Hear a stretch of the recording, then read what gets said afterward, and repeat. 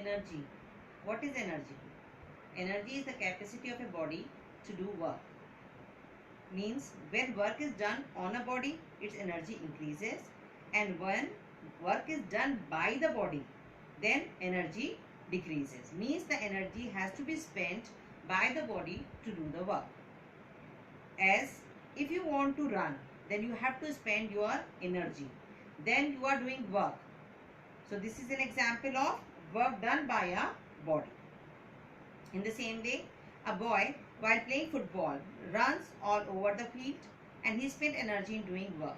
He will continue to play football till he possesses energy.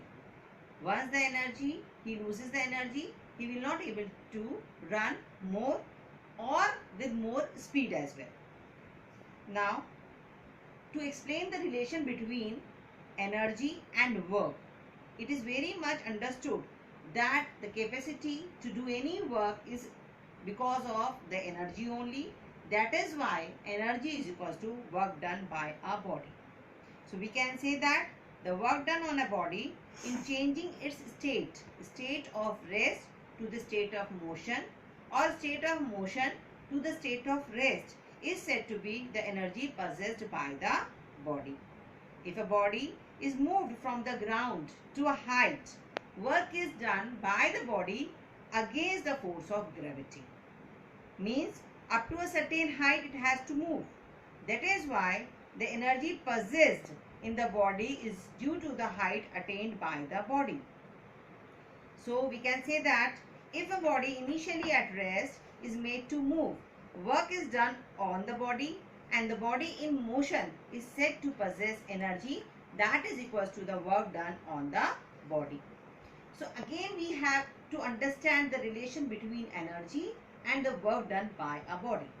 So once it is very much clear that whatever the work is done by a body, that is itself equals to the energy possessed by the body. That's why the SI unit of energy is also Joule.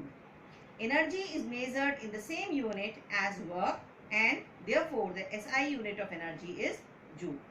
So here the definition becomes: a body is said to possess an energy of 1 joule if it can do 1 joule work, or if 1 joule work is done by it or on it. Means both the ways, whether the body is doing the work or whether the work is done on the body. Now there are two forms of energy. One is mechanical energy.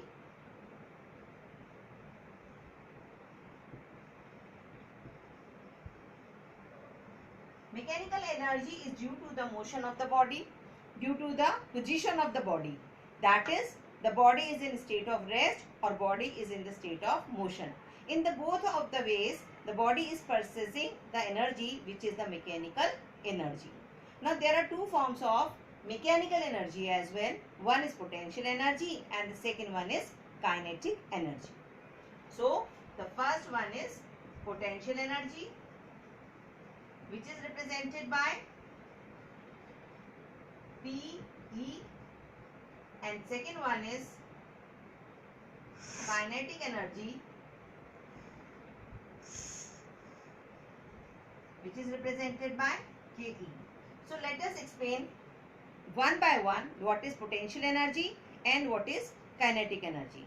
But before that, I want to tell you that the sum of these two energies means the potential energy of the body, and on the same time the kinetic energy of the body makes mechanical energy. So the total mechanical energy of a body is the sum of its potential as well as kinetic energies. So now potential energy. The energy possessed by the body due to its state of rest or position is called potential energy. Then the question arises, if the body is at rest, so how can it have any type of energy in it?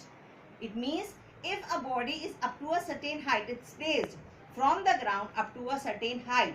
Suppose that height is h. Suppose that height is h. Then due to this height from the ground, the energy possessed by the body is known as potential energy. As well as there are two types of potential energy. One is gravitational potential energy and the second one is elastic potential energy. Now the question arises, what is gravitational potential energy? When the work has to be done against the gravity, means the body is possessing a position which is against the gravity, means up to a certain height h, then it is known as gravitational potential energy. And if it is due to the position in which the body has to be stretched, suppose a catapult, when a stretched condition of a catapult is we observe, then it has a certain amount of energy in it, that is because of the stretch of the catapult, and that is known as elastic potential energy. A stretched bow has potential energy stored in it, which is equal to the amount of work done in stretching the bow. The one has to stretch the bow, and that energy will stored in the bow in the form of stretching, and that is also known as elastic potential energy. So there are two types of potential energy. One is gravitational potential energy and the another one is elastic potential energy. Now let me define you more about gravitational potential energy. When a body is taken from a earth's surface to a height, work has to be done on the body against the force of gravity, due to which the work is stored in the body in the form of potential energy, and such energy is known as gravitational potential energy. And mathematically it has a formula that makes potential energy is equal to H mgh, not only H, mgh, where mg is the weight of the body and h is the height. As you know, that formula for the work done is force into distance travelled by the body in the direction of the force applied. Here the force itself is the weight of the body, and we find weight in the terms of mg, and this d is the height attained by the body, that's why mgh. So this work done is stored in the form and body in the terms of potential energy. So for today this much is sufficient. You just go through up to here, up to the page number 64. I have given you few examples of the same. Go through all the examples and try to relate whatever I have taught you today.